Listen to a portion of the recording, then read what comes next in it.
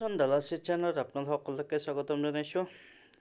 Friends, এই ভিডিঅ'টো অকণমান দীঘলীয়া হ'ব, কিন্তু যদি আপোনালোকে শেষলৈকে চাই নিশ্চয় উপকৃত হ'ব। আমাৰ মেক্সিমাম ইনভেষ্টৰে হয়তো অনলি দুটা ইনষ্ট্ৰুমেণ্টৰ কথা জানে যেতিয়া ষ্টক মাৰ্কেটৰ কথা আহে। এটা হ'ল মিউচুৱেল ফাণ্ড আৰু এটা হ'ল ইকুইটি ডাইৰেক্ট ইনভেষ্টমেণ্ট। কিন্তু আজি এই ভিডিঅ'টোত আমি আন এটা ইনষ্ট্ৰুমেণ্টৰ কথা আলোচনা কৰিম।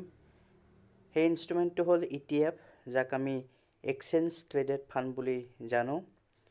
হয়তো বহুতে নাজানে, গতিকে যিসকলে নাজানে এই ভিডিঅ'টো শেষলৈকে চাব। আমি ভিডিঅ'টোৰ শেষত কেইটামান ভাল ETF যিকেইটাত আপুনি ডাইৰেক্ট ইনভেষ্টমেণ্ট কৰিব পাৰে সেইকেইটাৰ বিষয়ে আলোচনা কৰিম। গতিকে আহকচোন ভিডিঅ'টো ষ্টাৰ্ট কৰোঁ। ETF মানেনো কি? আচলতে ETF এটা মিউচুৱেল ফাণ্ডৰ নিচিনা ইনষ্ট্ৰুমেণ্ট হয়। কিন্তু মিউচুৱেল ফাণ্ডত যেনেকৈ এজন ফাণ্ড মেনেজাৰ থাকে আৰু তেখেতক আমি পইচা দিওঁ আৰু তেখেতৰ হিচাপত কিছুমান ষ্টকত ইনভেষ্ট কৰে, কিন্তু ETFত তেনেকুৱা নহয়। ETFত যিকোনো ইনষ্ট্ৰুমেণ্টৰ পৰাই ইনভেষ্ট হ'ব পাৰে। ইনষ্ট্ৰুমেণ্ট লাইক বণ্ড, শ্বেয়াৰ, মানি মাৰ্কেট ইনষ্ট্ৰুমেণ্ট নাইবা আন এছেট ক্লাছতো ETFত ইনভেষ্টমেণ্ট কৰিব পাৰি। কাৰেঞ্চিটো ETFত ইনভেষ্ট কৰিব পাৰি, অপশ্যনতো কৰিব পাৰি, নাইবা আন কমোডিটিৰ ইনষ্ট্ৰুমেণ্টতো আপুনি ETFৰ থ্ৰুৰে ইনভেষ্ট কৰিব পাৰে। কিন্তু এতিয়া কথাটো হ'ল মিউচুৱেল ফাণ্ডতকৈ ETFত কিবা এডভান্টেজ আছে নে নাই? যদি আমি ETFৰ কথা কওঁ, ETF একচুৱেলি আমি লিকুইডিটি ফৰ্মত পাম। আমি ডাইৰেক্টলি ETF ষ্টক মাৰ্কেটৰ পৰা বাই বা চেল কৰিব পাৰিম। আৰু ETFৰ প্ৰাইচবোৰ আচলতে ল' কষ্ট হয়। আমি যদি মিউচুৱেল ফাণ্ডত ইনভেষ্ট কৰিব যাওঁ তেতিয়াহ'লে পাৰ মান্থত বা পাৰ লামচাম হিচাপত এটা ডাঙৰ কেপিটেল আমি থ'বলগীয়া হয়। কিন্তু ETFত আপুনি যিহেতু ETFৰ প্ৰাইচ নৰ্মেলি কমত থাকে, গতিকে ল' প্ৰাইজতে আপুনি এটা ETF বাই কৰিব পাৰে। আৰু ETFত আপুনি যিহেতু ষ্টক মাৰ্কেটৰ পৰা ডাইৰেক্ট কিনিব পাৰে, গতিকে ট্ৰেন্সপাৰেঞ্চি অলপ পোৱা যায় আৰু ইয়াত ডাইভাৰ্চিফিকেশ্যন অকণমান বেছি, কাৰণ আপুনি যিকোনো ইনষ্ট্ৰুমেণ্টতে ইনভেষ্ট কৰিব পাৰে through ETF। Currency, commodity, stock, option গোটেই হৰাইজণ্টেল হিচাপত এই ETFবোৰ বিস্তাৰিত হৈ থাকে। কিন্তু এটা প্ৰব্লেম ETFত নথকা নহয়।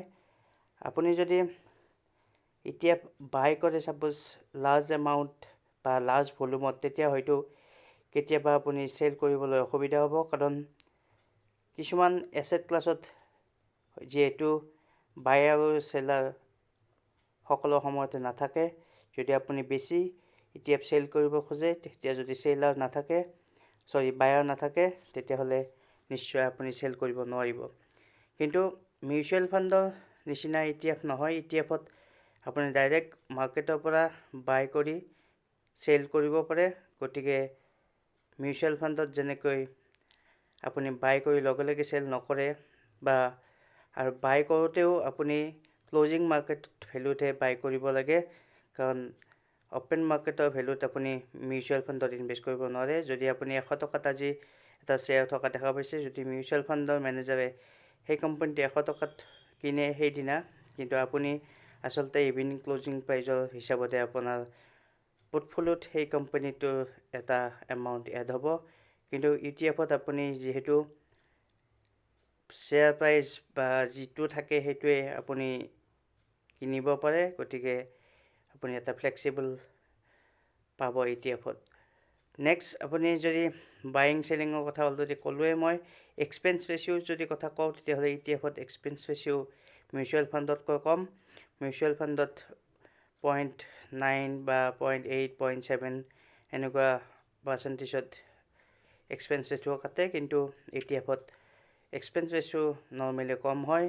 যদিও টেক্স বা আন চিকিউৰিটি ট্ৰানজেকশ্যন টেক্স বা ব্ৰকাৰেজ এইবোৰ ETFতো থাকে, কিন্তু গ'ল্ড ইটিএফত আপুনি SST দিব নালাগে, বাকী আন ইটিএফবোৰত SSTও দিবলগীয়া হয়।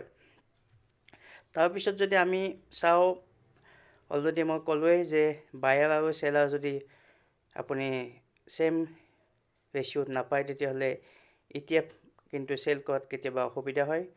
যদিও নেক্সট ডে আপুনি আকৌ চেল কৰিব পাৰিব, কেতিয়াবা অপেন মাৰ্কেটত চেল কৰাত অকণমান অসুবিধা হয়। গতিকে আপুনি ETF কোনবোৰ কোম্পানী ল'ব বা ETF কেনেকুৱা ল'ব লাগে, যিটো ফেক্টৰত আপুনি চাই ETF ল'ব, সেই দুটা হ'ল ইকুইটি অফ এন আণ্ডাৰলাইং এছেট। গতিকে যিটো এছেট আপুনি কিনিব, যিটো এছেটৰ ETF কিনিব, সেই এছেটটো আচলতে মাৰ্কেটত কিমান ডিমাণ্ড, বা সেই এছেটটোৰ বিড আৰু আস্ক স্প্ৰেড কিমান, সেইটো চাই ল'ব লাগিব। বিড আৰু আস্ক স্প্ৰেড হ'ল যে বায়াৰ আৰু চেলাৰ কিমান আছে। গতিকে আপুনি এই সকলোবোৰ ফেক্টৰ যদি চাই ETF লয়, তেতিয়াহ'লে আপুনি হয়তো মিউচুৱেল ফাণ্ডতকৈ ETFত বেছি প্ৰফিট পাব। কাৰণ ETFত আপুনি নিজে ষ্টকৰ নিচিনা চলাব পাৰিব, বাই কৰিব পাৰিব, চেল কৰিব পাৰিব। কিন্তু মিউচুৱেল ফাণ্ডত যিটো মেনেজাৰ থাকে, তেখেতেহে আচলতে আপোনাৰ পইচাটো বাই বা চেল কৰে। গতিকে আপোনাৰ হাতত কণ্ট্ৰলিং নাথাকে, ETFত কণ্ট্ৰলিং থাকে। গতিকে এই ETF যিটো ইনষ্ট্ৰুমেণ্ট হয়, আপোনালোকে যদি ইণ্টাৰেষ্টেড হয়, এই ভিডিঅ'টোত আমি কেইটামান ETFৰ কথা নিশ্চয় ক'ম। ভিডিঅ'টো শেষলৈকে চাব। প্ৰথম ETFটো হ'ল নিপন ইণ্ডিয়া ETF, যিটোক নিফটি IT বা নিফটি বি বুলি কওঁ। এতিয়া 30 ৰুপিছত ট্ৰেড হৈ আছে। গতিকে এই ETFটো আপোনালোকে নজৰত ৰাখিব পাৰে। এইটো এটা ETF হ'ল যিটো আপোনাৰ নিফটি IT বুলি কওঁ আমি, সেই ইণ্ডেক্সটোৰ লগত এই ETFটোৰ একেই হয়। যদি আপুনি নিফটি ITত ইনভেষ্ট কৰিব বিচাৰে, তেতিয়াহ'লে ETF নিফটি ইণ্ডিয়া ETF যিটো নিফটি বি, এইটোৰ থ্ৰুৰে আপুনি ইনভেষ্ট কৰিব পাৰে। গতিকে এতিয়া যদি কিনে, আপুনি 30.45 ৰুপিজ দিব লাগিব এই এটা ETF ল'বলৈ, আৰু কিমানটা শ্বেয়াৰ আপুনি লয় আপোনাৰ হিচাপত ল'ব পাৰে।